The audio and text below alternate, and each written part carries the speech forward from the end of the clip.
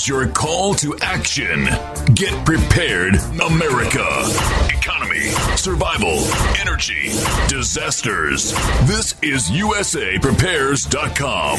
Informative radio, educational radio. Interact now by emailing instructor@USAPrepares.com or text at 434-390-7953. Class, please take your seats. Now, your instructor, Vincent Finelli. This is going to be a fun broadcast. Internet's down, high-speed digital's down. Normally I do a lot of research prior to broadcasting, but the internet is down, and not just in the studio, but in a large area in Missouri. Internet's down, and so we take this for granted, right? We really do. And I've got duplicate equipment of everything in the studio. I've got two of everything, so that emergency power supplies. I've got two sets of headphone amplifiers, two mixers, two of everything, literally, and lots of computers to jump in just if I need them. And but what I can't have a duplicate of is the feed of the high-speed digital and the internet. So if it goes down, it goes down. And I think you need to think of this as a nice little dry run of what may come. We come to depend on the internet, and it's not always there. It's not always there. Everyone all set? Cocked? Locked? Okay, and we're broadcasting live 2 hours right here on Genesis Communications Network. Alex is producing the broadcast at GCN, and we've got some articles on the website that you can probably see. I can't because the internet's down. One of them is that all phone calls in the United States are recorded and accessible to the government. So keep that in mind. The phone is not a place to have an argument with anybody, okay? And be very careful what you say. There's certain words that trigger other people listening very carefully to what your conversations may be. And so avoid saying things. There's a story on the internet about a boy who called his father, and he said, "I just killed Mom." And he says, "Okay, just go put her in the grove." And there's a recording of that, okay? And the father thought it was a joke. Well, the boy actually did kill his mother, and so the father was hauled in for questioning, like he's an accomplice there, So you need to be very careful what you say on the telephone and what you say in text and what you say in emails. They're all recorded. And what about people who have had makeovers? They want to look a little brighter. They want to look a little younger, so they go in for some surgery, and they die as a result of it. Keep in mind that it's not necessary to look better. It's not. And is it worth the risk? And as far as I'm concerned, it's not worth the risk. And then how about those 5 women in their 30s who were killed during the ride in a limo to a bachelorette party? Yeah, how about that? And they were trapped in there. Now, why were they trapped in there? Now, my question to you is, why would you want to get into a limousine where you don't know if you can easily get out of it, and you're being transported by somebody you don't even know? Why would you do that? Kind of like, why would you want to get on a cruise line? If I won a trip on a cruise line, I would not go. I wouldn't go. And I don't know anybody in my family who would go. First of all, I wouldn't win one because I wouldn't participate in a lottery of any kind, but I wouldn't want to go and become trapped in the ocean. And I've said things like that, and actually bad things have happened, right? And why is the Department of Homeland Security buying millions more rounds of ammunition? How many more do they need? And what is actually happening with ammunition? It seems to me that the government is buying so much ammunition, they're tying up the entire supply. I've been to stores. I've called our instructors. I've called the suppliers. They're out. You can't buy 22s. You just can't. 22 long rifles, the ubiquitous ammunition, the stuff that we just plink with because it's pleasant to shoot. inexpensive. It used to be. It's not available. Just go to the Chinese factory outlet and look at the ammunition case and see what's in there. It's empty. Yep.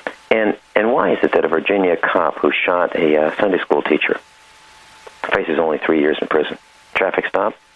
He stops her. She decides to roll up her window and drive off. So what does he do?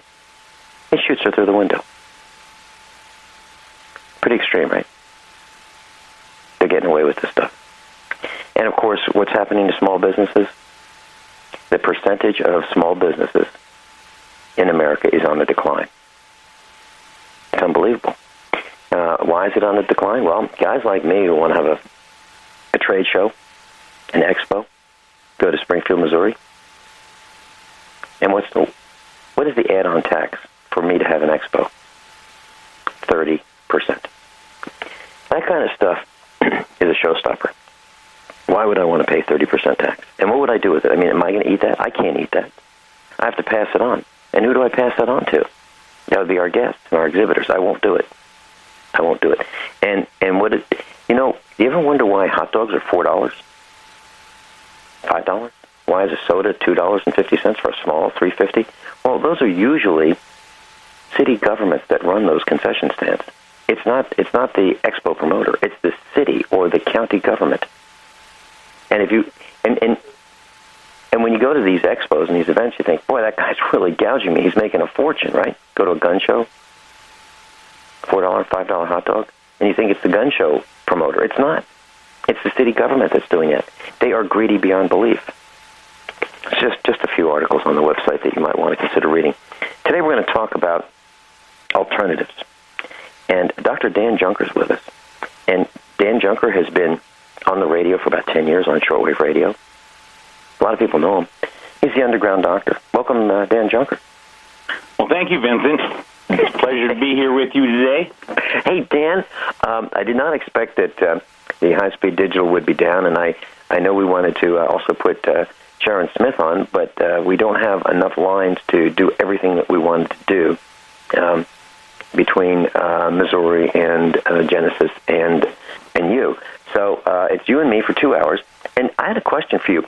You came to the expo, and you saw my puppy, right? My little English Mastiff.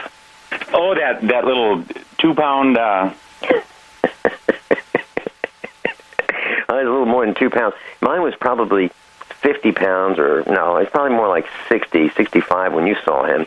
But he was only about 4 months old at the time. I understand that you bought 2 puppies just like that from the same breeder.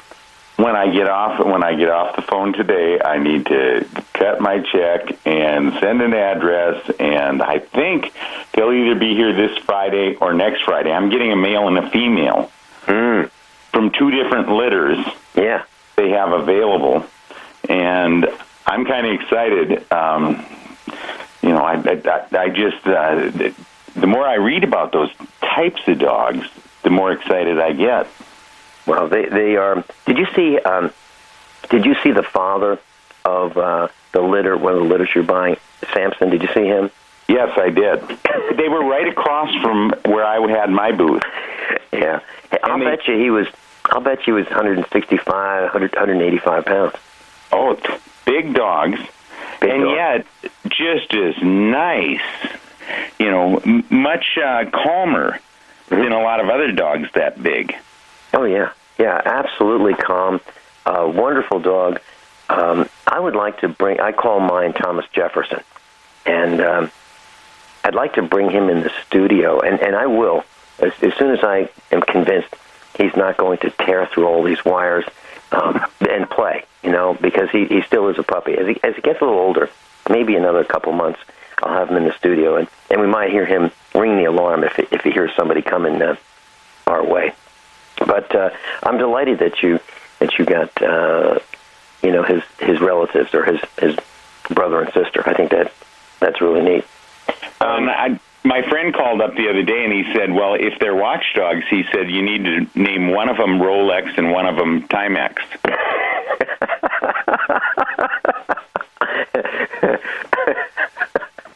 I have a relative who had a dog, and he was into and he called his dog Piston, and I thought I thought it had something to do with racing engines. It didn't. Okay. Had to do with a bodily function. Okay. He said, yeah, that dog guy up, he's pissed on everything we've got. Dr. Junker, why don't we start out with an introduction of just who Dr. Junker is for a minute or two? Well, do you want me to introduce myself, or do you want to introduce? No. I'd like you to tell us. You've been chased all around the continent. Tell us a little bit about that. Well, I started out in alternative because I had a handicapped child, and they told me that my child would be in these braces and all of these other things for years and years and years. Plus, I had a business partner when I got into the health food industry who got cancer. So I always felt like there was a better solution than just doing things the way we're told to do things by medical doctors. So I met so many influential people. If I would read a good health book, then I'd call up the author. And I'd visit with them, and I always felt like, and then once I started doing talk radio, I had almost a photographic memory for this health stuff. And what I would do is I would start learning this stuff. And I can remember when my father got cancer, he was 52 years old, and he went to an alternative-type medical doctor. And the doctor wanted to do these biopsies. And I said, Dad, don't do the biopsies. I'll send you some stuff and take this stuff and tell him he can check your PSA again in a couple months. And they checked the PSA, and it had gone from 5 or 6 down to 0. And the doctor was kind of impressed, and he said, well, can I get your son's name? Because my father told him that he'd been doing some of my stuff. So the doctor called me up from Florida and said, I'm building an offshore clinic. He said, based on your dad's result, would you take over running it? Dr. Dan Junker, I'm Vincent. This is USAPrepares.com. We're going to go to a few commercial breaks and we'll be right back. Dan Junker's with us, and Dan Junker has been interested in alternatives for quite a while. And Dan, you've had a child who had some additional needs, and you pursued alternative ways of dealing with that. Let me ask you this. Some of your focus has been in cancer. Now, I understand that there are only 3 treatment types for cancer. One is to cut it out, which is surgery. Another one is to irradiate it and kill the cells with radiation therapy. And then the third way is chemicals, poisoning the cells, which is called chemotherapy. Why is it, do you think, that there are no other approved treatments for cancer, including nutrition? Well, I think a lot of it is it's a $1 billion a day industry. It's an industry that has built these hospitals. And why do they poison our food that they give to us? Well, I think it's so they can cause a lot of these problems. And, chemo actually works much better than you would ever believe, Vincent. Chemo does kill the cancer. The unfortunate part is it usually kills the patient the same day. Yeah, and I remember getting a call. My dad was in the hospital, and he was going to be discharged at noon. And I would go and see him every day, and I left very late the night before, and so we got a call, okay, your dad's being discharged at noon. So I get in the car, and it's 10 o'clock, and I get a call on the way in that your dad is dying right now. And so, they're discharging him in 2 hours, and he was dying in the hospital. And then I get a call from his doctor. And his doctor later that afternoon, I get and it's a message. Hey, sorry about your dad. Bye. I was livid, absolutely livid, and I wrote a multi-page letter to the chairman of the hospital. and the board. And it was a blistering letter. And they wanted to be paid for killing my dad, and I told them it'd be a cold day in hell before they'd get a dime. And I said, I'm really looking forward to being sued. I was so angry. And they killed my father. And you're absolutely right. And then when you go to alternatives, Vincent, then the oncologists say, well, these are a bunch of charlatans out here. I've even heard that on Genesis, where one of the doctors go, all of these people with alternative stuff, a big percentage of them, are just charlatans. They're out there to get rich. Well, wait a minute. Who gets rich? The person who gives $250,000 worth of mustard gas or chemotherapy to someone and gets the insurance company to pay it, or the person who spends $100 in their well? Obviously, the person who did a $100 treatment didn't get rich off of it, but you don't build those big hospitals by undercharging people and giving things away. And so much of this standard approach, does it make sense to you that I'm going to poison you well? Does that even make sense logically? No, it doesn't. And people have become accustomed. If you look at it, and if you go to the hospital class, you need to get an itemized statement, and you will see that aspirins are, $5, $10, $15 a piece when the loved one or you are in the hospital and you're prescribed an aspirin or an ibuprofen. You will be shocked at the cost. And then the defense that the hospital has is, well, we have there are a lot of people involved, and there's a lot of overhead in making sure you get that aspirin and it's correct and also. It's nonsense. It's absolute nonsense what they charge, and they get away with it. And you're right, and you're absolutely right. As a matter of fact, you can negotiate those bills down if you do have a hospital bill. You can say, you know what, I can't pay it. It's crazy. I mean, these charges are nuts, and you can negotiate them down. It's not all that hard to do. Right, but they're killing us. Interesting, Vincent, because when we up in Wyoming, they had a group of people that got together to educate each other in what was going on. One day, a doctor came in, and he said, I can show you how 50% of every hospital bill is... 50% of every hospital what? Hospital bill shouldn't even be there. Right. Dr. Dan Junker, Vincent, USApreparedness.com. Let's talk more about those hospital bills when we come back. Dr. Dan Junker's with us, naturopathic doctor. And we were talking about hospital bills. Dan, you were telling us that a doctor said something about half of the hospital bills shouldn't be there. Tell us more about that, please. Well, this particular doctor had been a doctor up in Casper, Wyoming. He'd kind of transferred over into hospital administration. And then he got disgusted with that and left that job.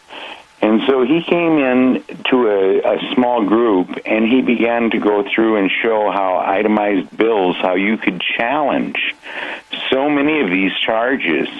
And he said, I can go through almost any bill issued by a hospital, challenge certain charges, and he said, I can usually get it reduced by 50%. He said they routinely overcharge and put things on services on that weren't performed or that weren't necessary. And he said, because of this, he said, I can go through and they'll drop it if you challenge them. But he said, so few people ever challenge them. He said the insurance companies know how to challenge them, but the private individual typically just goes ahead and pays. Go ahead and get along and be nice. I know a lady in Fort Collins where the hospital dropped her husband off a gurney, ripped a colostomy out of him, and then charged her for all of these things. And they kept saying, well, you probably won't ever have to pay the bill as long as you don't do it. Turn around and sue us.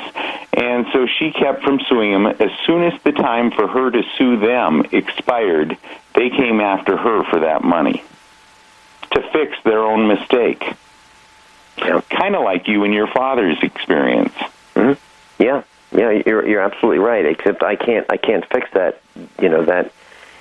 That death. I can't reverse it. Can't bring him back. Yeah.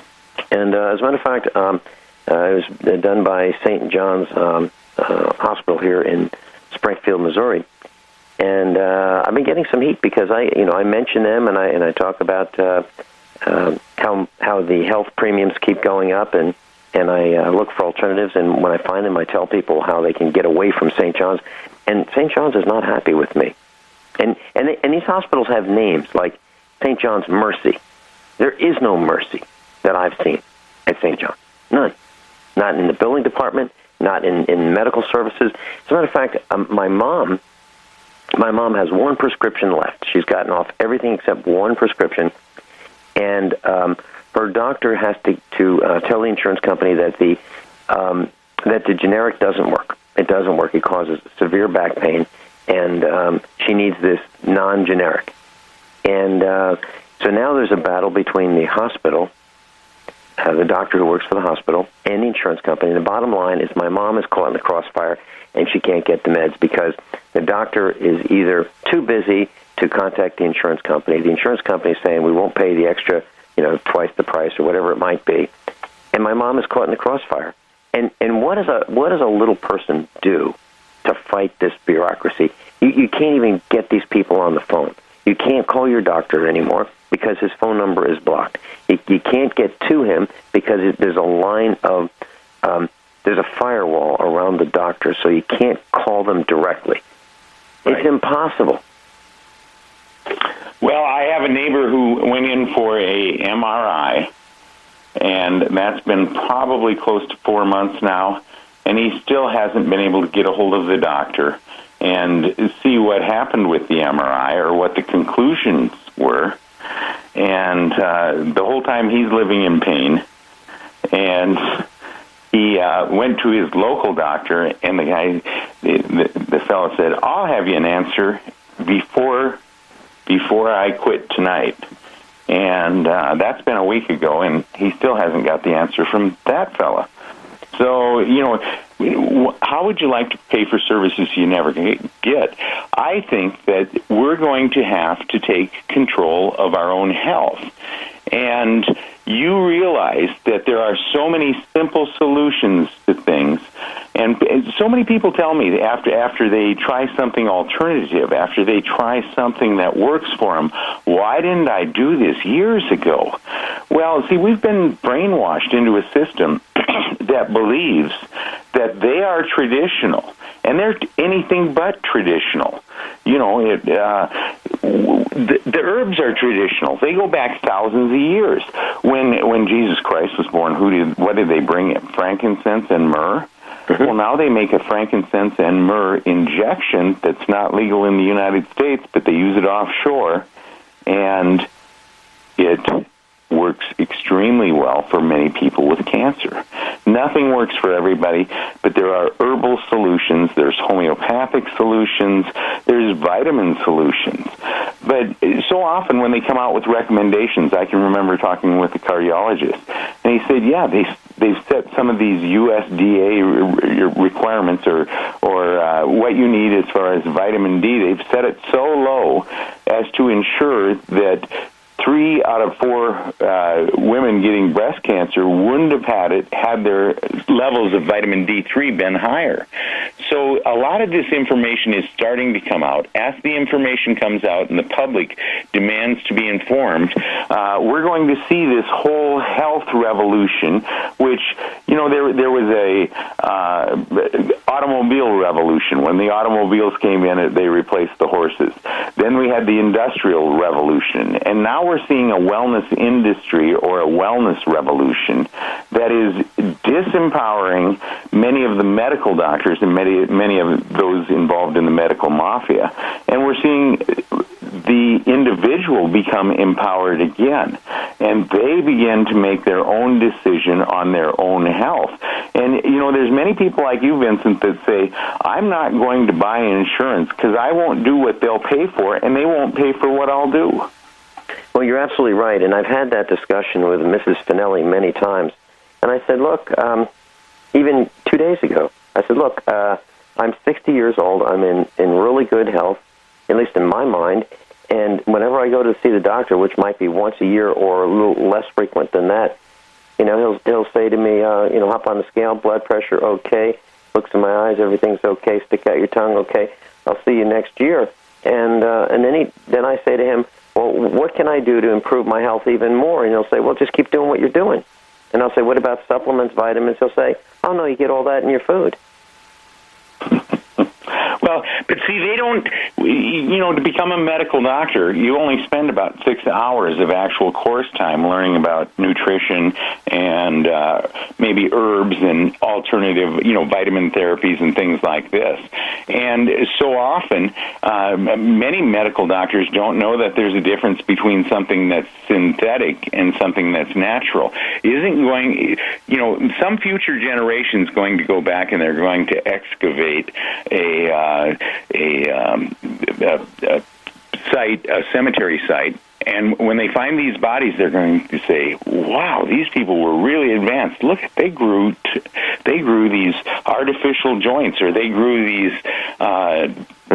with all these different metals. How did they process metals in their body to make these plastics for their spine and things like this?" Basically, if we would go back and start looking at the body and my feeling on cancer is that basically everything comes back to detoxing the body. Detox, detox, detox. If we would clean the garbage out and put the good stuff in and rebuild our immune system. Do you know our immune systems function at less than 10% of what they had them functioning at back in the 60s? Now, what is causing our immune systems to be so compromised? Could it be the garbage in the food, the garbage in the air, the garbage in the water?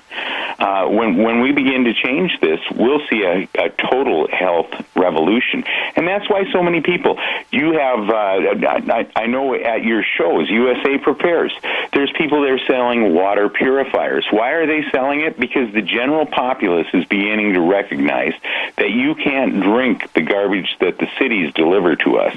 Yeah, it might meet some kind of federal requirement, but it doesn't meet any nutritional requirement. So why should we voluntarily become lab rats and let them experiment on us? Well, as you're saying this, I'm thinking about, probably back in the 1940s, maybe even the 1950s. If a doctor said it, you did it. If a priest said it, you did it. And if your school principal said it, you did it. And I think that we have fallen so far that I don't buy any of it. If a doctor says it, I'll listen to it, but I'm probably going to reject a lot of it unless it's maybe Dr. Junker or Dr. Norman Shealy or Dr. Joel Wallach, or one of the doctors that I know and trust. But there's so. Dr. Shealy calls it the medical mafia. I mean, he says it right here on Genesis Communications Network. The pharmaca mafia, the medical mafia, and he talks about how compromised the system is and how it's so dangerous to follow their advice. He's a medical doctor. He's a 3 times PhD, a medical doctor, a Native American medicine man, a surgeon, a brain surgeon, and he's saying exactly what you're saying. He really is. And well, I believe Vincent, it. Were you ever in the military? No. Okay, well, believe it or not, I really have a problem taking orders. Me too. But, a lot of people say that when you go to a VA hospital, it's a second chance to give your life for your country. Well, sure. And I believe that. And I have a relative who I believe they killed, and I believe they'd say, let's try this. And then, the doctors would go to the break room, and they'd say, okay, I gave 14 of my patients this, and let's see if they make it through the week. Yeah, it's a sad day in America, and fortunately, programs like yours begin to help people to see that they can become informed, they can take control of their own health. When I see these people that are 300 pounds overweight, and the first thing they grab for in the morning is a quart of soda pop, there's something wrong. We'll talk about that when we come back on the other side. Dr. Dan Junker, and I'm Vincent. This is USApreparedness.com. We'll be right back. Dr. Dan Junker's with us, and we're talking about natural medicine. We're talking about what you can do that will work. And one of the things I'd like to talk about, Dan, is what herbs actually do work. And can we be specific? Absolutely. That's just exactly where I wanted to go. I make some herbal combinations, and I also purchase some from friends that may put herbal combinations together for me. And, many of us have heard it's not right to talk about the problems, which we've done for the past hour, but now let's talk about the solutions. Mm-hmm. So I don't think it's good to talk about problems unless you have a solution. Right. And so one of the best herbs is Essiac, and that's a blend of sheep sorrel, turkey rhubarb, burdock root, slippery elm, and we use a little bit of watercress in it and a real slight amount of bloodroot sometimes. And what it does, it promotes cell repair and aids in the assimilation and elimination, as well as other, for cancer, as well as other degenerative diseases. And in the old days, the Indians put this together, and they would use it as their detoxifier. But see, a lot of people don't realize that sheep sorrel, which is probably all over in Missouri there. It grows in the garden wild, but it's a natural diuretic and detoxifier, and it has some gentle laxative properties. And when you mix it with turkey rhubarb, which has a major purging effect, it cleans infections out of the elimination system and the gastrointestinal tract. So when you put these two together, you're actually going in and listen how many advertisements are on TV for, and I don't have TV, but I'm told that one of the major things is laxatives. They sell millions and millions of dollars worth of laxatives because everybody's toxic. And look at the number of people out here with Crohn's disease or irritable bowel syndrome. Well, when you mix the sheep sorrel together and the turkey rhubarb, you can eliminate the use of other laxatives or chemical laxatives, and you can also actually use it as a diuretic so that you take the stress off the kidneys. And, so many of these people are on Lasix because their ankles are swelling up. Well, why not take care of this problem naturally by using the Essiac? The burdock root that we put in there, it has antifungal and antibacterial actions, and it's a good blood purifier. And this whole formula is good for cleaning out the liver and cleaning out the blood. In the offshore cancer clinics, one of the first things they do is work on cleaning the colon, cleaning the liver, cleaning the blood, and then most of them forget to do this, but you need to clean out the lymphatic fluid too. It doesn't do you any good to change your oil on your car, Vincent, if you don't every now and then check your radiator fluid. And I kind of compare the radiator fluid to the lymphatic fluid in the human body and the blood to the oil for the engine. Mm-hmm. Well, how do you spell Essiac so that our class can write that down? Essiac. I make it in a tincture. A lot of people just sell the herbs in a bag, and then they have you boil it up at home. But the nice thing about the tincture, if you're traveling in a 2-ounce, dropper bottle, if you're traveling, you can just take a dropper, put it in a glass of purified water, spring water or some type of juice, and you can drink it down. And it's not, for people that are on the move, on the go, you can always have it with you. And it's Essiac. It was named after Cassie, a nurse that worked with the Ojibwe Indians up in Canada. And they used to use this as a quote-unquote cancer cure for literally years and years and years. It goes way back, long historical, amount of history behind it. So now, when you say when it was used as a quote cancer cure, unquote. Was it actually effective? Oh, extremely effective. Well, let's talk about that when we come back on the other side. Got a top of the hour news, a couple more commercials. No shortage of commercials. Jeez. Dr. Dan Junker and I will be back, and we'll talk about how to get in touch with Dr. Dan Junker on the other side of the top of the hour news break. We'll be right back. Everyone all set? Cocked? Locked? Well, here we go. The internet's down here in this part of Missouri. It's a fairly widespread outage. And high-speed digital is down here also. Now, does your doctor's office depend on the internet? How about his communications with the pharmacy? How about your communication with your doctor? Well, here's the point. A lot of us who broadcast depend on the internet to research information. Right now, I can't do that. I've got 4 screens in front of me, and every single one of them is useless. 8 computers, most of them are useless to me right now because I cannot get the information that I would like to share with you. As a matter of fact, I cannot even see the USA Prepares website because it's on the internet. And my point to you is, if you think that digital communications are reliable, they're always going to be there, and you don't need hard copies of things because you can just get on the keyboard and click away, well, the answer is you can't. Not always. And right now, I'm telling you, I can't. I've got a screen that allows me to look at the calls that are stacked at Genesis Communications, and I have a message that says connection failed.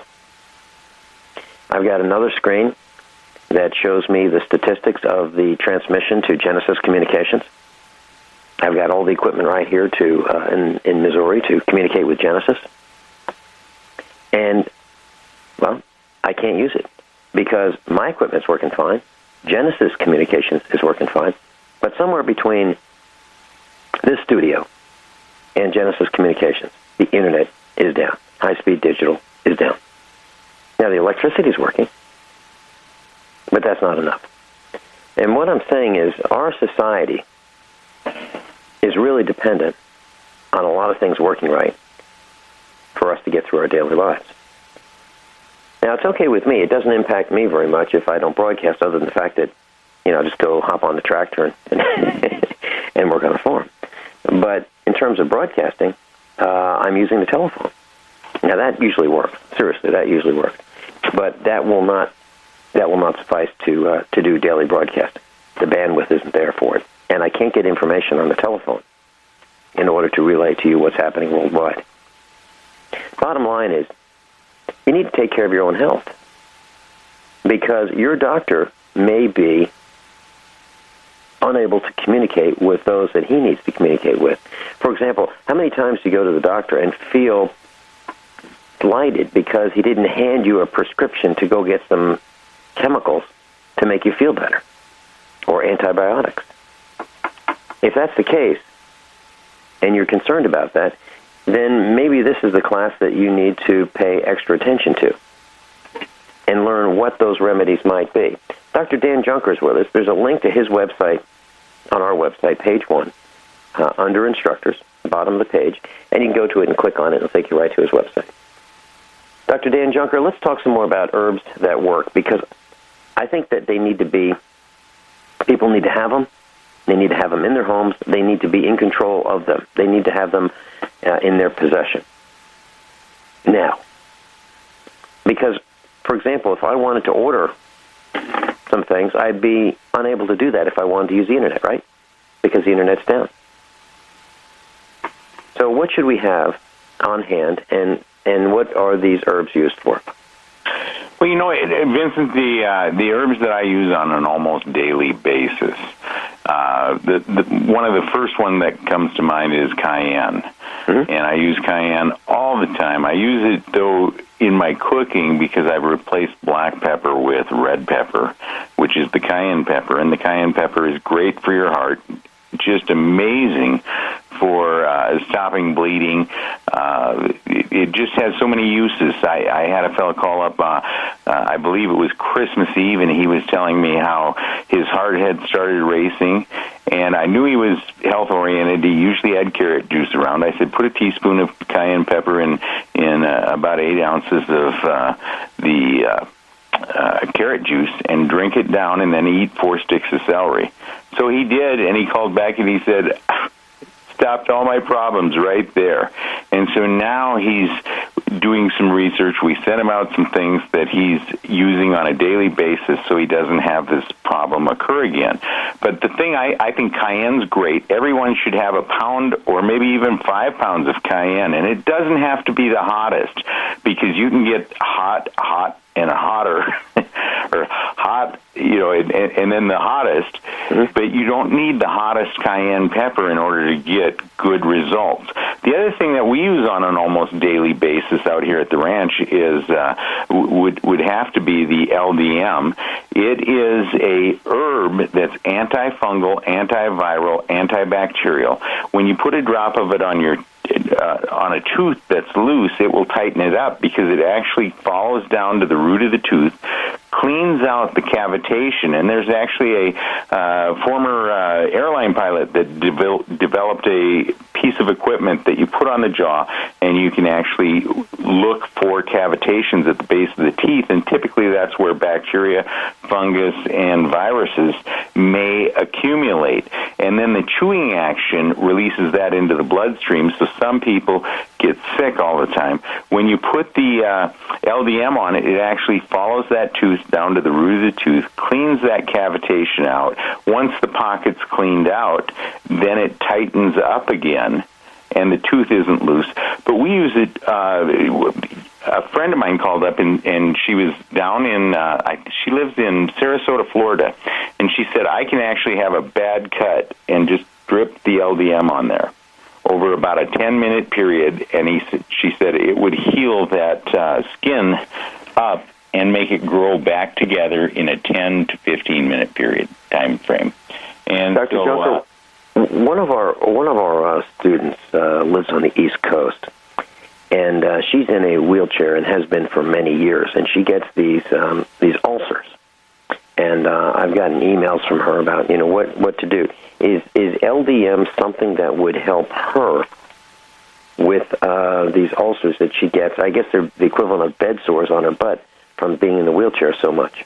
Okay, I was going to ask you, internal or external? External. For external, we make an LDM balm or a healing balm. We've got a couple of different variations. The blonde antibiotic healing balm has the pure LDM in it, and it's amazing how fast it can make things heal up. Basically, we use a combination of flaxseed oil, coconut oil, beeswax, and the LDM, and we put some pure essential oil in it and some pine resin or rosin. When they talk about rosin up your bow, everybody should have a little chunk of rosin around, because rosin, if your listeners will go do some research on this, it's amazing the properties it has for healing. And, there's also another one that we've been using. We came out with Armor. It's an eczema relief balm, but it has soothing and anti-inflammatory powers of organic vitamin E, and it's got some elderberry flower and bark in it, and some calendula, which is antibacterial, antifungal, and anti-inflammatory, and it helps heal skin tissue and bring balance back into the body. And so either one of those two. I also, years ago, started making a healing salve that I made out of a combination of rosin, flaxseed oil, beeswax, and then I put lavender oil in it. And lavender is very healing.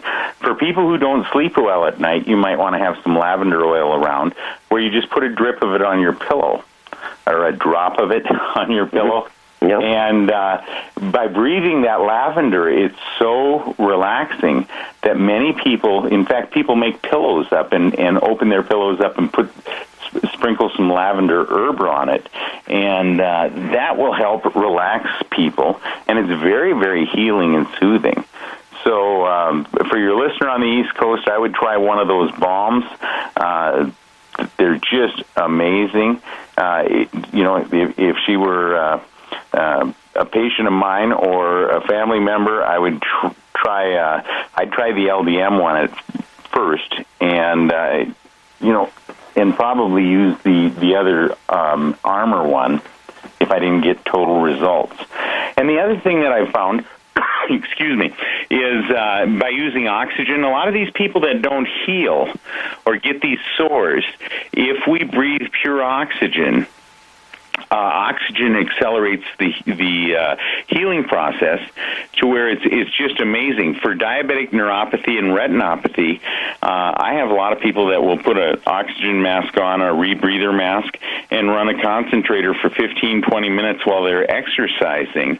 And it's just amazing what that does for the healing process. It's a low-cost alternative to hyperbaric. If you go to a hospital, it might cost $600 to $1,000 for a hyperbaric oxygen treatment, whereas for $1,000 you can get a basic unit and set it up at home as a anti-aging type piece of equipment, and it's just amazing what it will do for the body, because it not only saturates the red blood cells with oxygen, but it saturates the blood plasma and the lymphatic fluid with oxygen.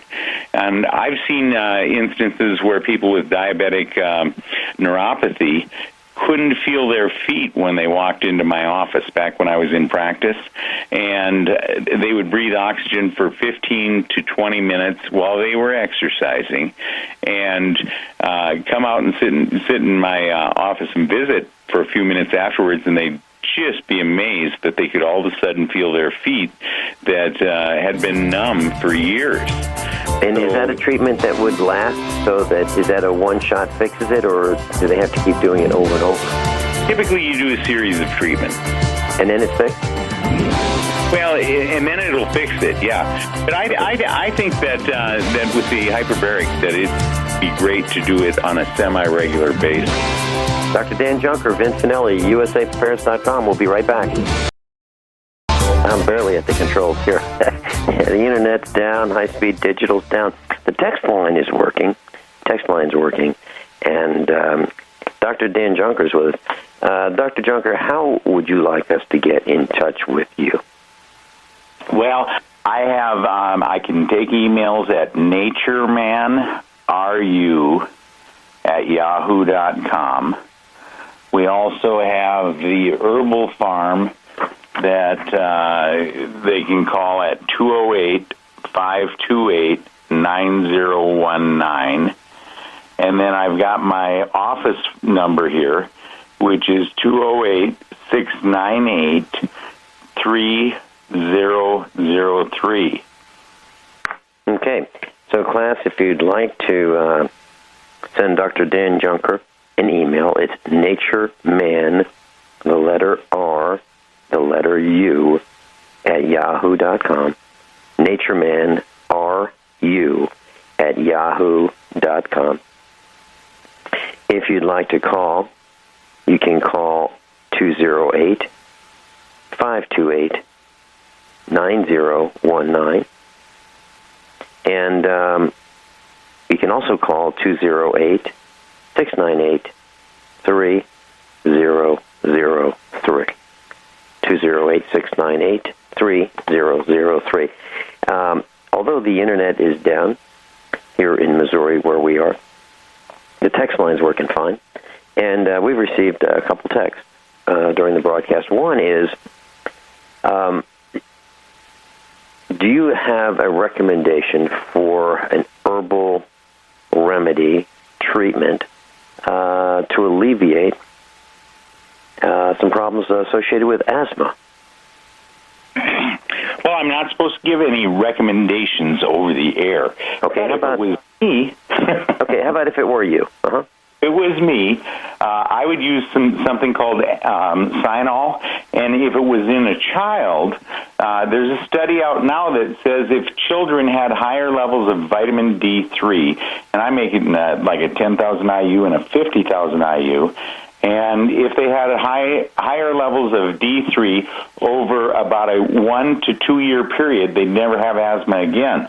Now, the Cyanol is made by a fellow that I met at a show years ago, and it's probably one of the finest products out there. His major market is Europe, but it's made from capsicum. It's a homeopathic. You spray it up your nose, and it takes care of migraine headaches. It also works very effective on sinus problems, but they're using it now for asthma and allergies, and I am trying to do a little study on blood pressure to see if it's going to start lowering blood pressure. The way capsicum works is it's a vasodilator, and so you need a vasodilator. Typically, when you have asthma, when you get the blood flow, then you start getting more airflow, and you take care of the problem. But Vincent, can I go to one example from your USA Prepares, the last one you had? Please do. Okay, a fella heard me on the air prior to my coming to Missouri, and he called up from New York State and said, "I'm going to be at this show if you think that you can help me." He had probably for over a year he'd been on casts on both feet. He had extreme pain, and he had sores that wouldn't heal. He came to the USA Prepares there in Lebanon, Missouri, and he rented a car to drive down. Wow. And he to this, and it was amazing, his dedication, because all day Saturday he stayed at the booth pretty much, and he did the oxygen therapy 3 times that day, and he was just amazed by the second time that he breathed the oxygen through the rebreather mask. He was amazed that all of his pain in his feet were gone. And the next morning when he returned, he said, "Well, I'm going home. I won't see you again," when he left Saturday night. Sunday morning, he had to stop by and tell me that the wounds on his feet had started healing. And he said, "The only thing I've done different is taking this oxygen therapy for approximately 15 to 20 minutes 3 times during that Saturday." What a great story. What a great story. And before that, no one was able to help him, right? And to all kinds of doctors for well over a year. There you go. Dr. Dan Junker, I'm Vincent. Going into a break. We're going to come back. Internet's down, high-speed digital's down. We're doing this by phone, so we can't take the calls today. But we'll be back on the other side of this break. Internet's still down, and high-speed digital's still down, so we can't receive your emails. We can't take telephone calls on this broadcast. I can't see what calls are coming into Genesis because that screen is down. And so the text line is working, 434-390-7953, 434-390-7953. That's working just fine. And I've got that line operational right now. And we have another text asking about what a person might consider trying to alleviate some of the effects of congestive heart failure. Do you have any thoughts on that?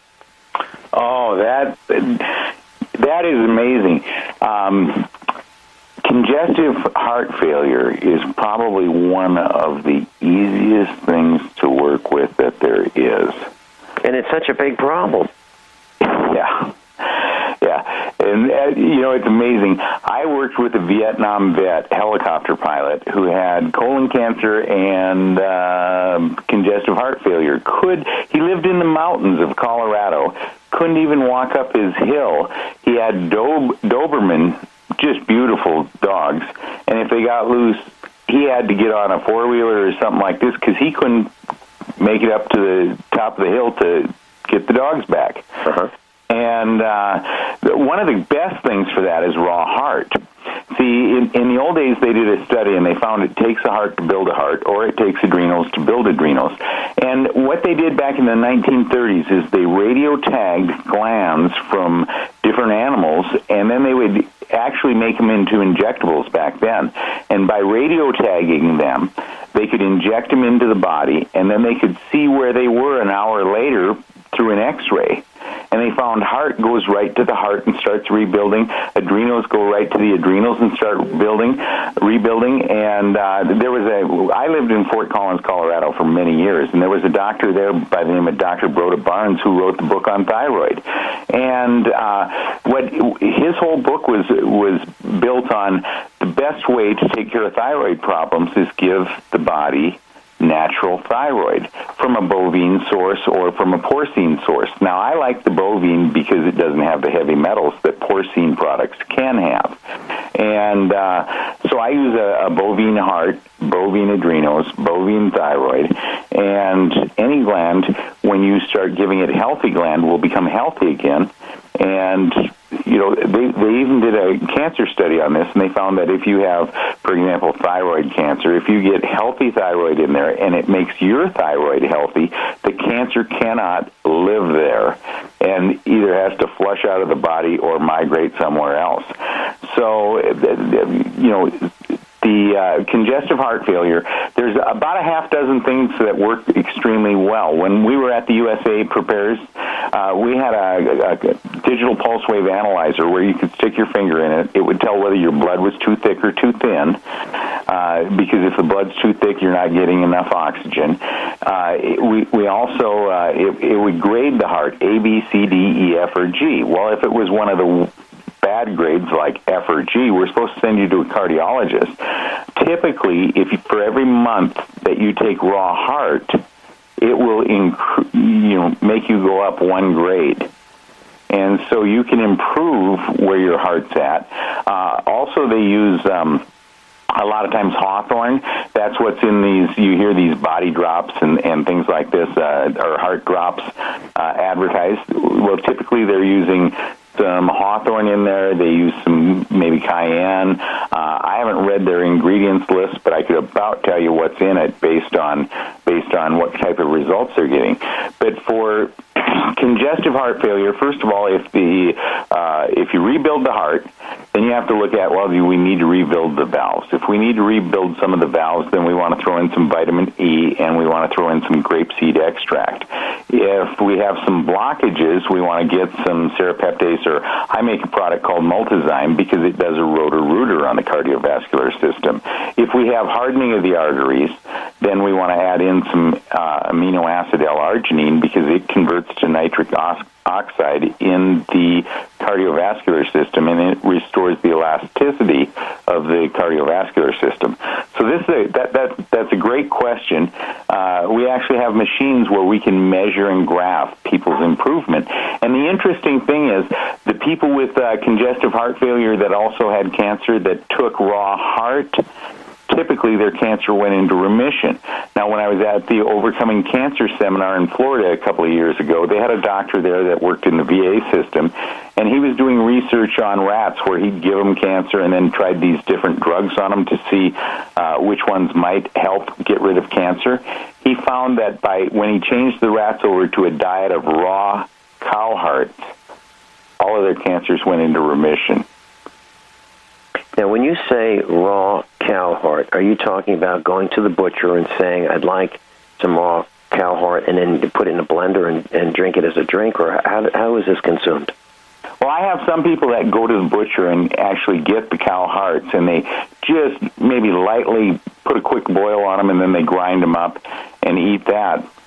But what we do is I have someone that I buy glandulars from. They're raw in that they were dehydrated at very low temperatures so that the enzymatic activity is still in them. And because of this, we get a raw cow heart, and then we run it through a tableting process and make it into a tablet. Okay. Dehydrated at low temperatures. Yeah, some of these, like a lipolyzer, will do things at 60 degrees below zero. where you can really start, and you keep your activity. And what they found with the raw heart is it has 3 different enzymes in it. And when you process it at the low temperatures, the enzymes are still active, and they found all 3 of those enzymes attack cancer cells. When I was much younger in the 1950s, my mother would serve these little things. I called them peppers.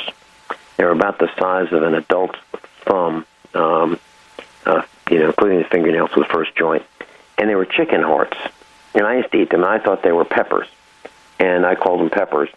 And I ate them until I realized what they were. And then I stopped eating them. and I haven't had them since. However, and they were kind of chewy.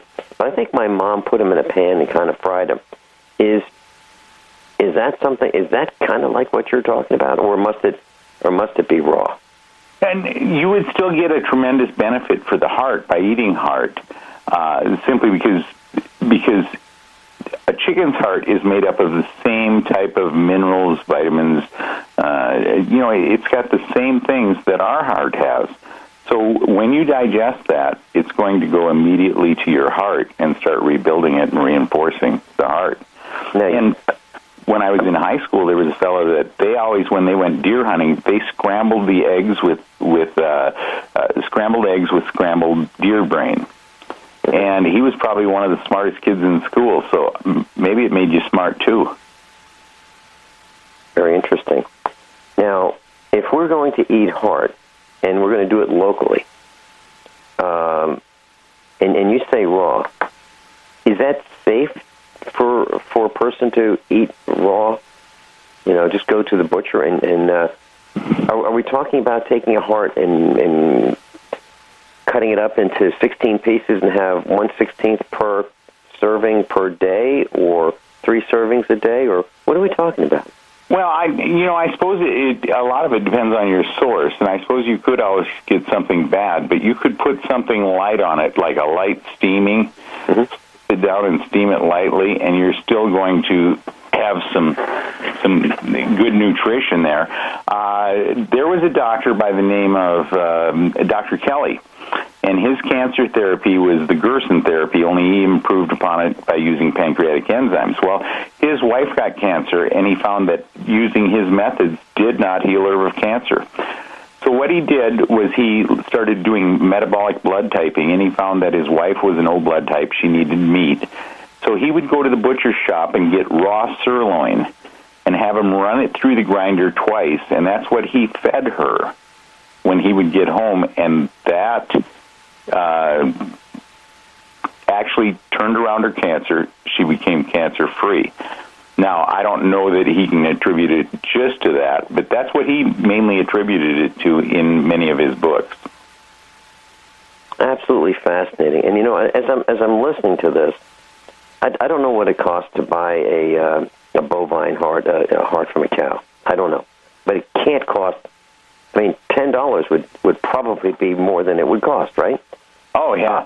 A lot of that stuff is very. Your organ meats are very inexpensive typically.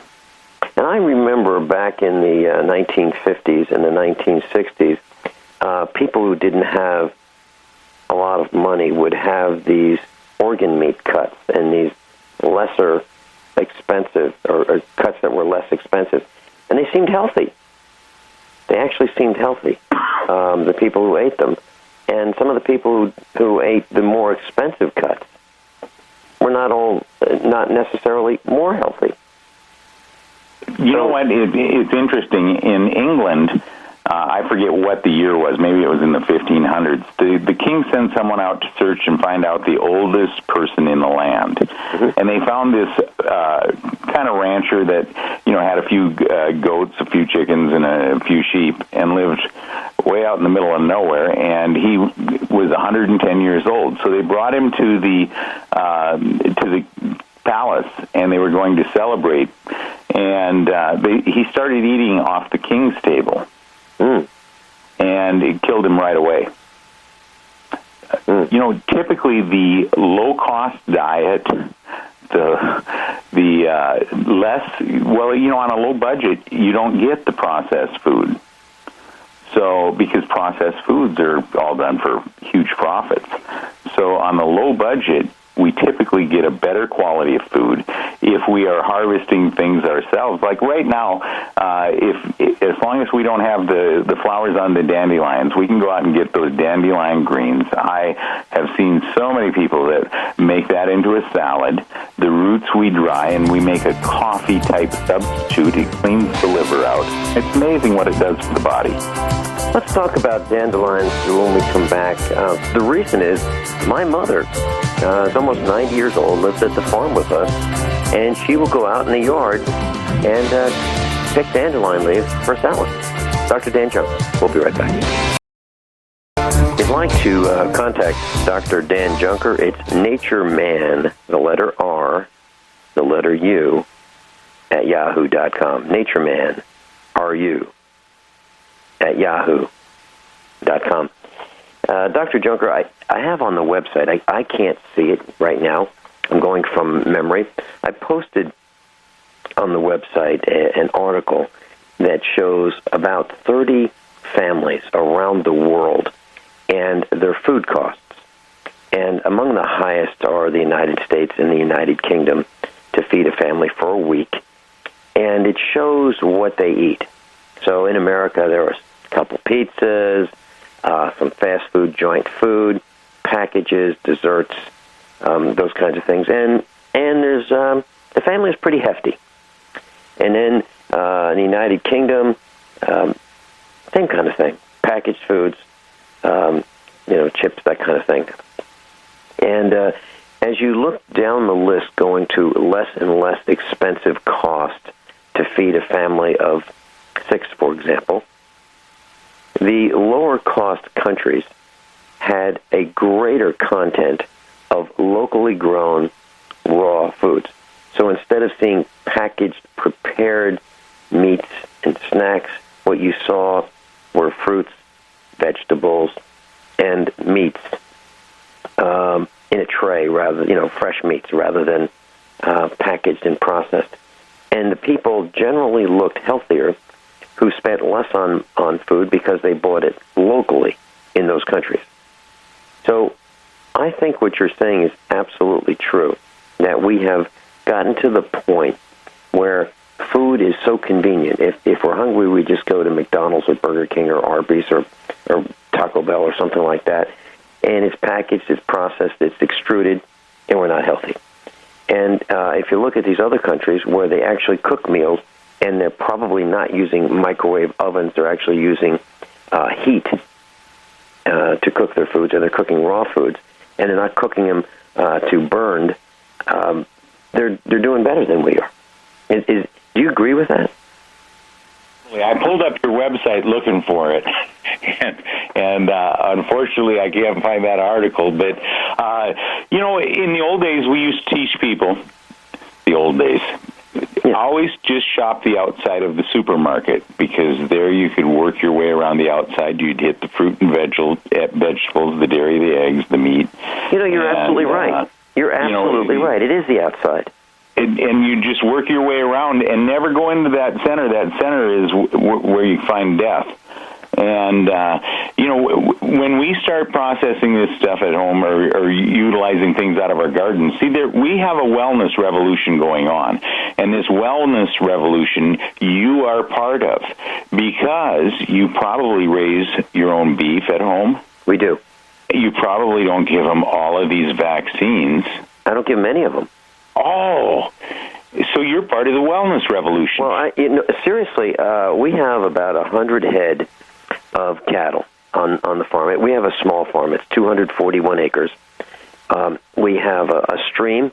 The cows drink, and our stream is not turbid. It is absolutely crystal clear. So we let the cows drink out of the stream. We let them eat grass. And that's what they eat. And if they're really, really hungry and there's a drought, they'll reach up and they'll eat leaves off trees. And, the ones they can reach. And that's what they eat. And they have a mineral tub, a salt lick with trace minerals in it. And that's it. So they get vitamins, minerals, grass, and if they feel like it, they get leaves. They don't get injected and they don't get these growth hormones. And I'll tell you, we had a calf who got hurt, and we're not sure. The calf, his shoulder was smashed somehow, and we had to kill the cow, and the cow's in the freezer. That cow is the finest meat I've ever seen. It's got to be 95% or less lean, meaning 95% or better. You're absolutely right. Dr. Dan Junker, and there's a link on the website, usapreparedness.com, page number 1. Dr. Junker, thanks so much for being with us. I really appreciate it. We'll have you back again and again. We'll be back on High Speed Digital pretty soon. I'm Vincent. Class above all, honesty and integrity. What happens next is up to you.